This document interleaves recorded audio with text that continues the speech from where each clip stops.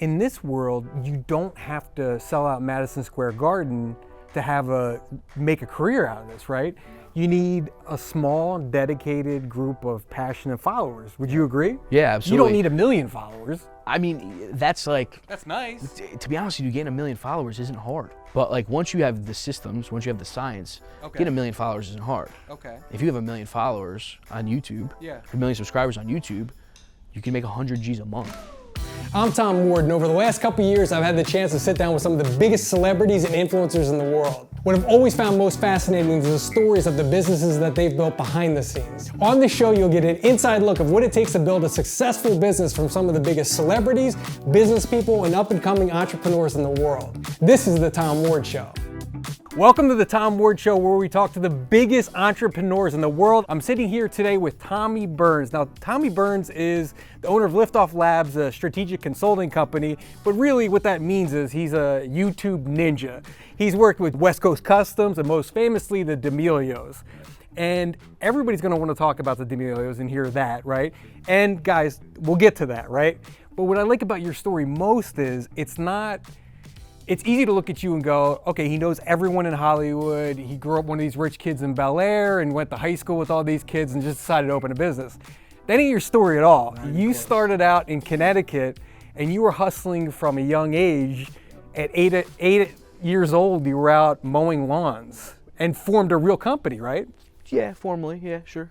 We were talking before this, and you said you had, and we were talking trading stories because that's what you do back then. I pushed my lawnmower around and, hustled old ladies, please, can I, your lawn's looking a little, long out there. I can help. Cut it 2 days ago, but it's still long.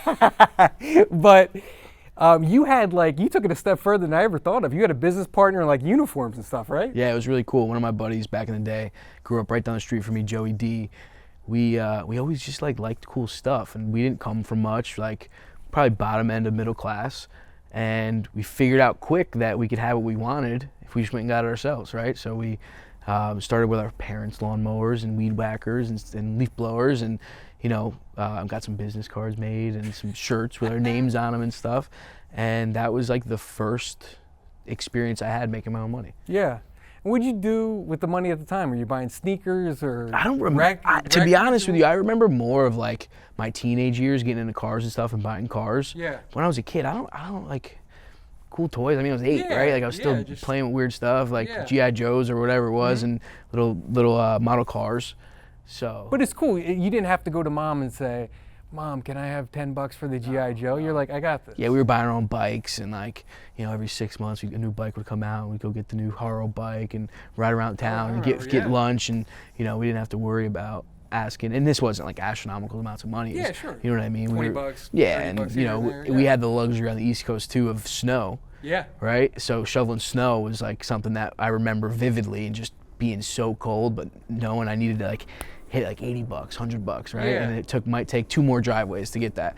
Do you think you can teach that hustle or that drive, or do you think it's just something? There was obviously something different about you at 8 than the other kid and sitting next to you in class. Sure. Yeah, I don't think it's necessarily taught. I think it's more instilled. Mm-hmm. My dad at a really young age, he was teaching me how to write invoices, the little Staples ones with the 3 color pages, and writing invoices to people. And I think I don't know if it was just a natural thing for my dad or what, but it was I think he enjoyed watching me do that stuff. Mm-hmm. So I think it was more instilled than taught, if that makes sense. Yeah. And I was forced, if I wanted something, to just go get it. Sure. A lot of people have mentors, usually someone in their family, somebody entrepreneurial that kind of, had a bakery shop and they work there and they learn about invoicing and managing people and stuff. Did anyone in your family have a business, or did you have a mentor who kind of? No, nobody was ever entrepreneurial in my family. My grandfather was, but he and I weren't really that close growing up because they lived in Virginia. Mm-hmm. But my other grandfather was such a huge influence on me. Just he was a mentor in relationships and how to treat people and how to talk to people and how to appreciate who you surround yourself with, and that was something that I think was more important than how to write an invoice, right? Mm-hmm. So that was my grandfather growing up was someone that had a huge impact on my life. Yeah. Look at you. I've known you for a couple months now, and I got to know you a little bit. do you think everyone has a superpower, in my opinion, right? Now, some have cooler ones than others, right? Sure. Some guy can make a table, another one can sing to millions of people, right? I'd rather be on stage, but unfortunately, we don't all get that, Do you think, if looking at you from the outside, I would say, and you just hit on it, is your superpower the ability to talk to people and form long-lasting relationships? Yeah, I think it's more that the first thing I want to do in any relationship, friendship, in marriage, in business, is what's good for the person that I'm talking to, right? Because if I can help you achieve your goals and your missions, there's really no reason for us to ever separate and go in our different directions, right? So always trying to focus on like what's good for the collective, what's good for the group, what's good for the network. That was, something that was a product of knowing how to talk to people and knowing how to just take care of the people around me, For me, just like you said, I think in business, and do you agree, I look for mutually beneficial agreements or relationships, right? One doesn't have to win out and the other one has to lose. They never last, right? Because someone figures out they're getting screwed and bounces, right? But you can grow together, and is that what you've kind of done in your career? Yeah, I've always looked at like business is financial, right? Like that's the end all.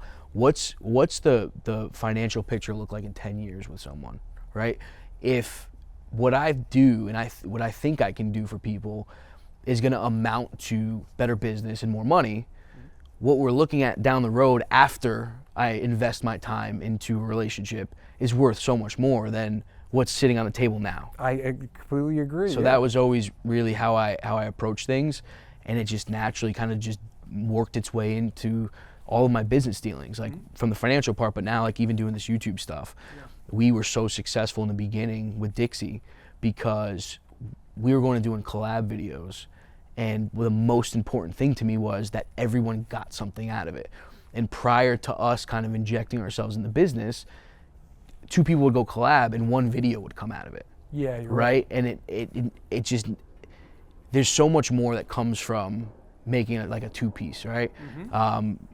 It's a data and analytical piece where you're sending traffic back and forth, but it's also that two people walk away feeling like they both got something out of it, right? And so that mindset of what's good for the collective has just manifested into this business for me. And I used to love doing business cards, right? I used to love making them, and I had like acrylic business cards and metal business cards.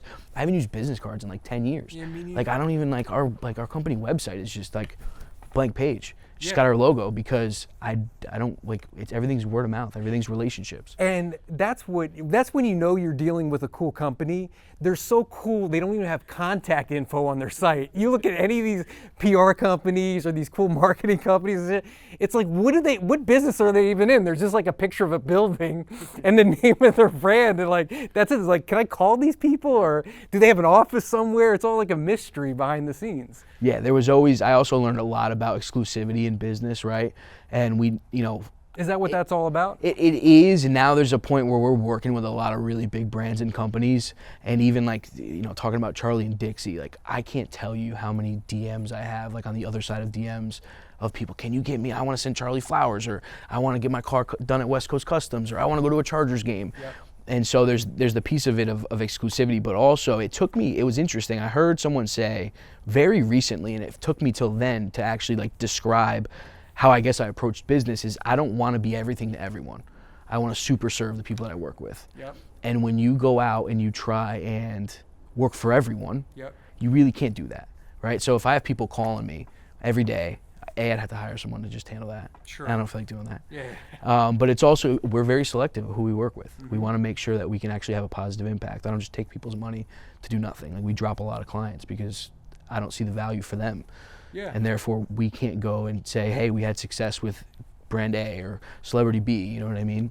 Would you agree the successful people have a niche instead of trying to be everything? Yeah, 100%. So when we go into these brands, right? Like every client we have is a brand. I don't care if you're a person, I don't care if you're an NFL team, I don't care if you're whatever, you're a brand. And so what's the avatar, right? And we start to use data and analytics to understand who's the most valuable person to the conglomerate, right? Who are we trying to target and touch? And you always find you can make it as granular as you possibly want.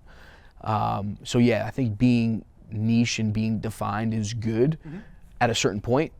I think pre that point though, you know, really expanding your horizons and broadening your horizons is important. Sure. And that's a big strategy with us on YouTube especially is you know, when we build a new channel, we want to figure out what other channels can we get onto to be captivating for the everyday viewer on these other channels to entice them to come over here, right? Okay. And then once we get that core that we're looking for, Yeah. then we'll really start to define who we are, what we're doing with that client. What advice do you have for the aspiring creator out there? Everybody wants to be an influencer. It's kids' #1 career aspiration, which is pretty wild because when we were young, it wasn't a job or a career. Now it's what kids want to do. They don't want to be a baseball player anymore like I did. You know, they want to be the next David Dobrik or Emma Chamberlain, whoever. What advice do you have for them that applies to really any platform? Because there's always a new one, right? TikTok or Instagram, or I got to focus on Twitter more or whatever. It's so easy. What? It's relatability is the biggest factor, right? We find so much that when you're like over the top anything, Yeah. right? Whether it's your appearance, whether it's the car you drive, whether it's the watch you wear, no matter what it is, it's really tough, it seems like this day and age, to catch someone's attention and give them the idea that they could be you or be like you if you have all these things that are virtually unattainable. That's true. Right? So relatability, and that's like what, in my mind, as my sciences are working, like one of our biggest clients she was relatable. Yeah. And that's if for someone that wants to get in that creator space, just try and be relatable. And you don't have to think about it too much, right? Like, go out with messy hair, wear sweatpants, like, Yeah. you know, not every day, but Sure. relatability is the key, period, on any like viral component. You'll get Mr. Beast. Yeah. All the money in the world, but if you passed him in the street, you wouldn't. I mean, he's not blinged out. He's not wearing a You'd have fur no- jacket. you'd have or no anything. idea. You have no idea. It looks like any other And now guy. sometimes skill and talent end up leaving you out of that, of the relatability factor. You look at Guy Fieri's of the world, Yeah, and yeah, yeah. you know, these chefs and musicians and things like that it's tough to make that relatable, right? Yeah. You're never gonna, not never, it's really hard to become Yeah. that Michelin star chef, Of course. or be that, you know, that DJ or that artist that's selling out MSG twice in a week. Of course. Yeah. That's never going to happen for so- the guy in his basement. No, so in your daily life, bringing the relatability factor in is big. But you mentioned too, in this world, you don't have to sell out Madison Square Garden to make a career out of this, right? No. You need a small, dedicated group of passionate followers. Would you agree? Yeah, absolutely. You don't need 1 million followers. I mean, that's like, That's nice. to be honest with you, getting 1 million followers isn't hard. Well, get me 1 million followers. We'll work on it, but I say that humbly, but like, Yeah, it is. getting 50 million followers is hard. Okay. That's hard. Getting 130 million followers on TikTok is Sure. hard, Of course. right? But like, once you have the systems, once you have the science, Okay. getting 1 million followers isn't hard. Okay. If you have 1 million followers on YouTube, Yeah. or 1 million subscribers on YouTube, you can make 100 G's a month.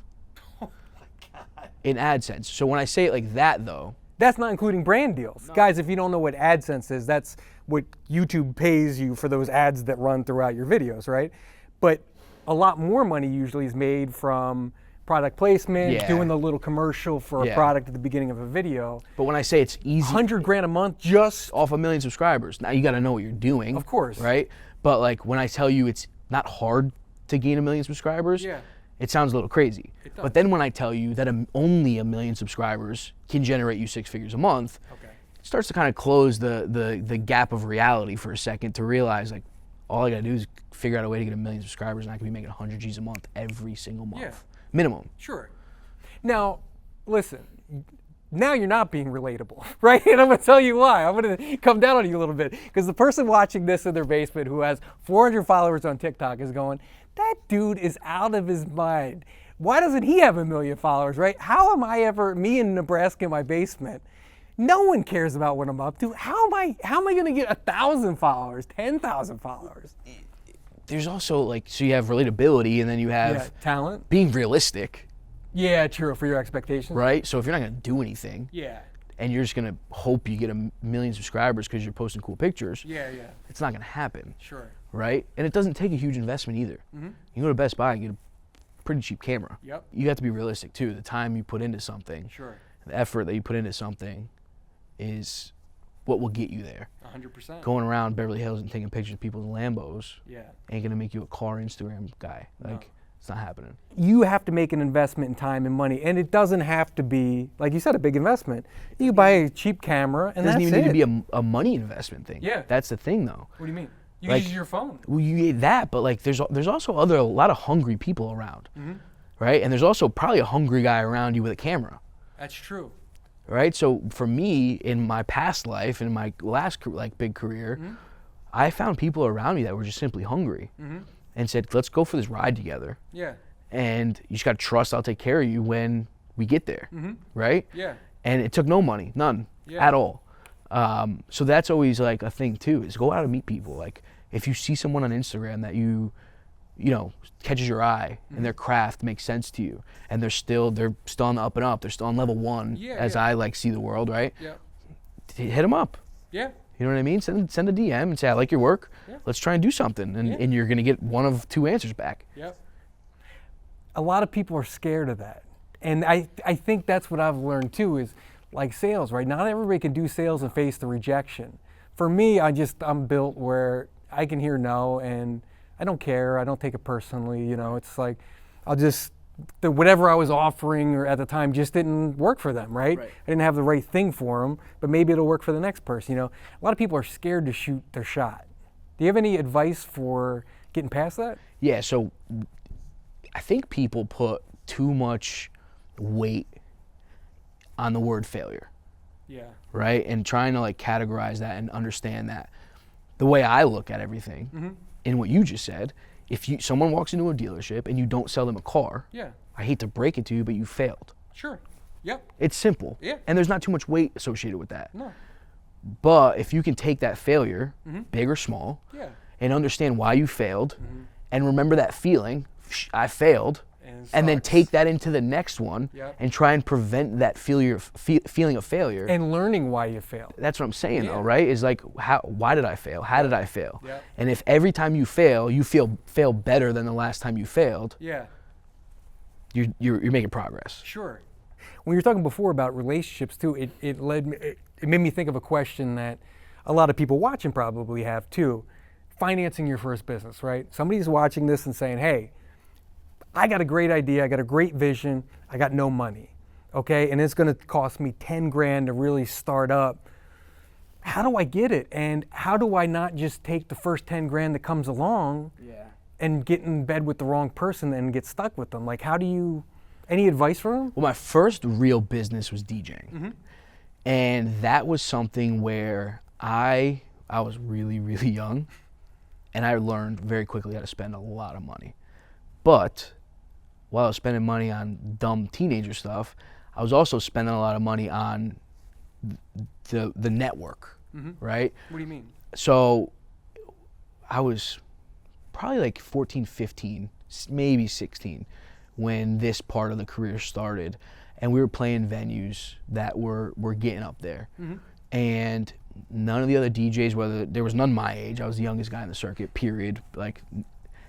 But the guys that were 10 years ahead of me were going out and DJing every night and getting wasted, and that was it. I was trying to bring photographers, and maybe it was like me becoming a little, self-fulfilled, I don't know. Yeah. But I was going to get photographers and videographers and brand guys building my logos and print guys doing banners every week and doing flyers for me, right? Yeah. And like the club would send a flyer and I'd be like, this is trash, and call my guy and we'd get a flyer done and I'd pay the $60 for the flyer. Yeah. So I was always just reinvesting what I had, but the key was that you're always gonna start at the bottom, period. Sure. And if you don't, you probably don't appreciate it, and then I don't have any advice for you. Yep. So in 2018, so you're done the event marketing thing, right? You meet Mark D'Amelio. That's kind of what led you here, right? How did you meet, and were you guys working together? How did it all come about? It's the craziest story, but someone introduced me to Mark, and it was someone that had a very interesting role in my life for a very long time, and the least expecting character to introduce me to Mark. But he sat me down with Mark, and Mark was working on a project, and he said, I know what you're doing, because I watch you for other reasons. And I think what Mark's doing right now, this project he's about to get into, he needs you. And Mark and I sat down, we had dinner, and immediately I knew that Mark was like cut from the same cloth as me. Came from nothing. Entrepreneur, started businesses, always did the right thing by people, always cared so much about the people around him to a fault. Yep. And he's still that way. Still that way, Yep. like still, absolutely to this day. That meeting Mark, I think we both knew that there was something there. Never in a billion years could we have imagined this happening. What were Charlie and Dixie at the time? Kids. Just Teenagers. kids. Were they even on TikTok or anything? No, there was no TikTok. Oh yeah, I guess so. Yeah. It was Musically. Yep. But no, they weren't on Yeah. TikTok when Mark and I met. Yeah. And they weren't you on. were working with Mark. You didn't think about the kids.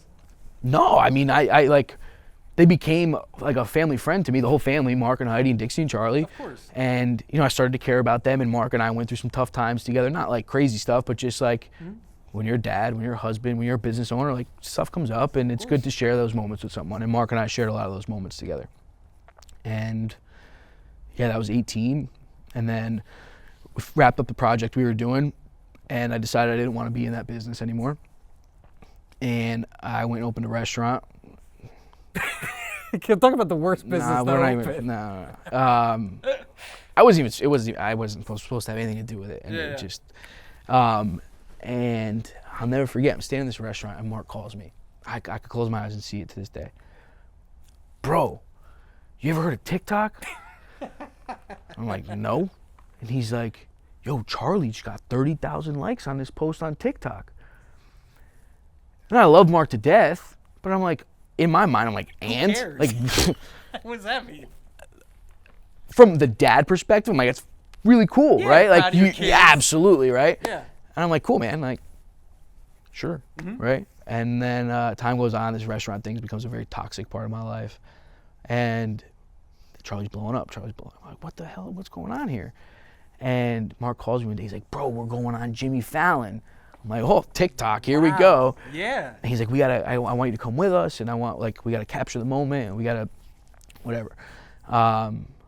And it was that moment. It was like January of 2020.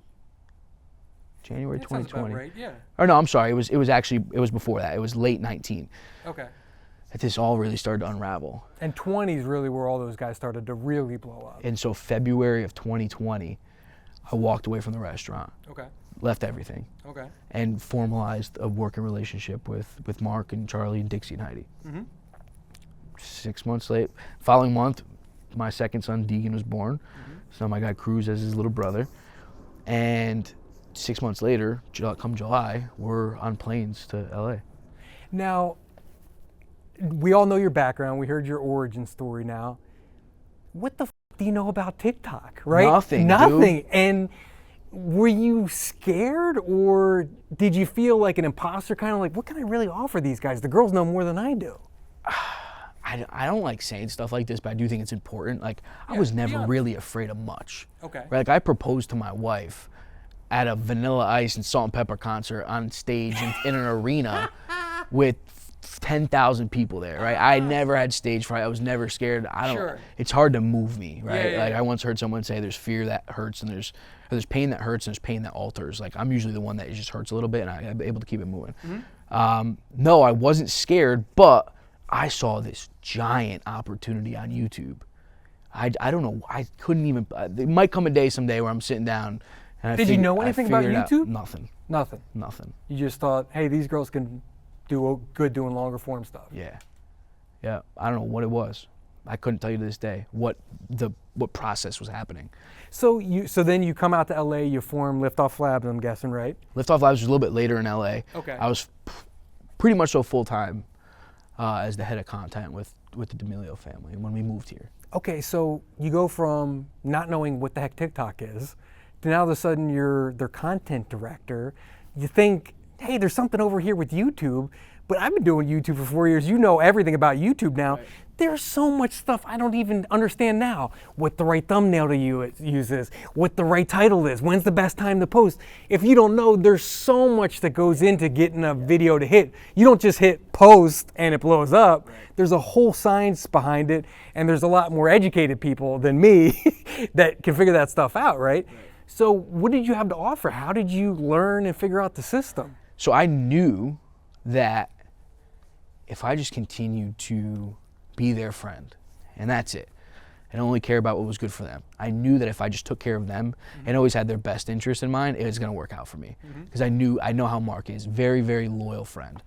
And I mean, dude, I moved across the country in the middle of COVID with a 2-year-old and a 6-month-old and 2 dogs. And it was a big shot, and I knew it was a big shot. Yeah. Like I noticed, and Mark almost didn't want me to do it. Because now the pressure's on him. If you fail, Yeah, and he said it brought 100 him times. out. And he always used to tell me, and still to this day we talk about it all the time, you aren't supposed to work for me, you're supposed to work for yourself. Yeah. So there's a high chance this thing goes sideways. Yeah. And then, bro, you are putting all of your eggs in one basket. I left every client. And so there was a ton of pressure on Mark. And I think in the beginning, I didn't really identify that on his behalf to realize I was probably like more of a burden for him. Yeah, because now I got to worry about you. Because he genuinely cared. Sure. Right? So looking back on it, right? And now that I'm not with them like full time anymore, and you know, that was a huge burden for him. And now looking back at it, and I don't know if I thought about this till I sat down with you, him knowing that I was more of an entrepreneur than an employee, he's probably wondering, how far are we going to get with this dude before he bounces? Yeah. Right? And how are we going to replace him? Yep. But he always knew that I would never, ever, ever leave him high and dry, ever. And that's why we still do projects together and work together. Yeah, but that was pretty wild. Wow. That was really wild. So what advice do you have for the person who wants to get started in, the YouTube world? I think the best advice is very universal. It's not just YouTube. Okay. Back to we've talked about it so much today. Is your relationships are everything, and with that, you got to be open to learn from absolutely anyone. And since we're already like here on this topic, right? I still, and I think it's going to take years and years and years for me to really process how much I learned from 15-year-old Charlie D'Amelio and her sister Dixie, right? About how you approach life and how you treat people and how to not sell out, right? And I'll never forget, and I'm so blessed, the same thing we're talking about, to have such a different look on their life. And see the success from a different angle, right? Because everyone else's success was always very much so attached to theirs. Mine was to a certain extent, but it was just like a natural manifestation of it, right? I'll never ever ever forget. It was pretty soon after we got out here. There was a very, very large, prominent global brand that wanted to do something with Charlie. Okay. And everyone was on this Zoom, managers, agents, lawyers, everyone. And she told this company, no, I'm not working with you. Is there millions of dollars on the table? No, it's not even that. It's just like Why there's the people answer that no? spend lifetimes and legacy, right? And generations of like building to be involved with this company. Yeah. Right? And why did she say no? She looks at them and says, and I feel like and I won't speak for her, I felt like she knew she was going to go into this thing and do this. Yeah. And it changed my perspective on so much in life. And she says to me, and this is when she was big. Yeah. And her friends, she had Ivani and Chase and Addison and Thomas and all these guys, all these people around her. And she was such a leader of her pack, just by nature and because of how Mark and Heidi raised the both of them.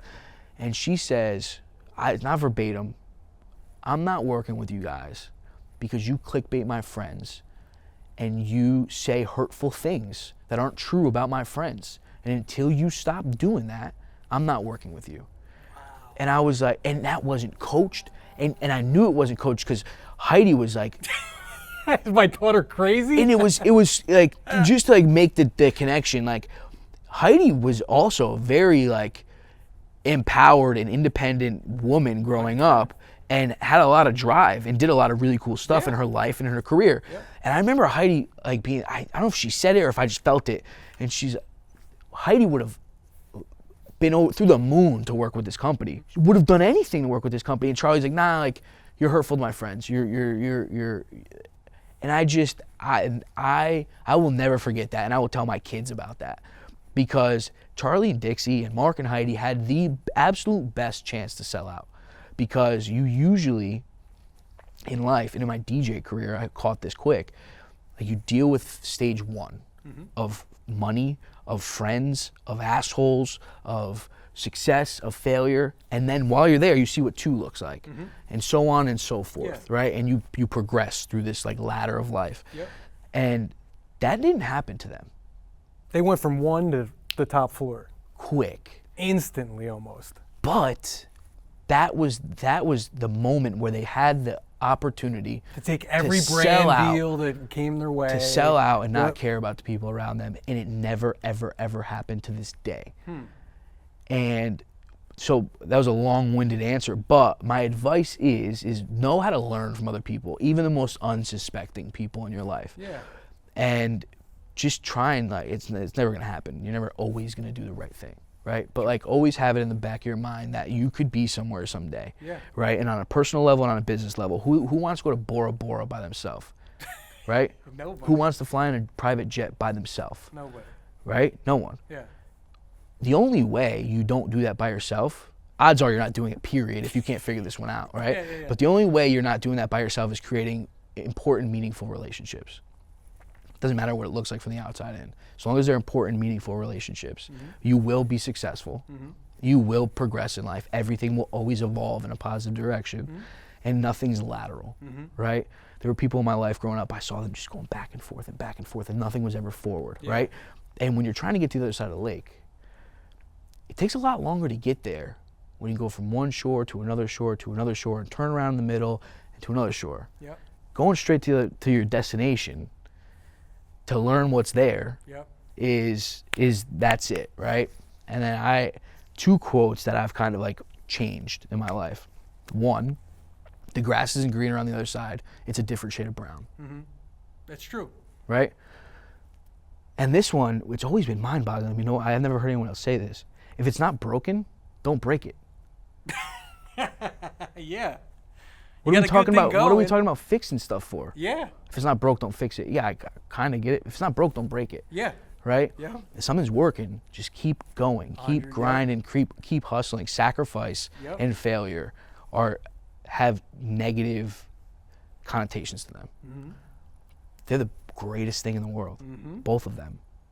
Sacrificing something and seeing what fruit comes from that, there's not a better feeling.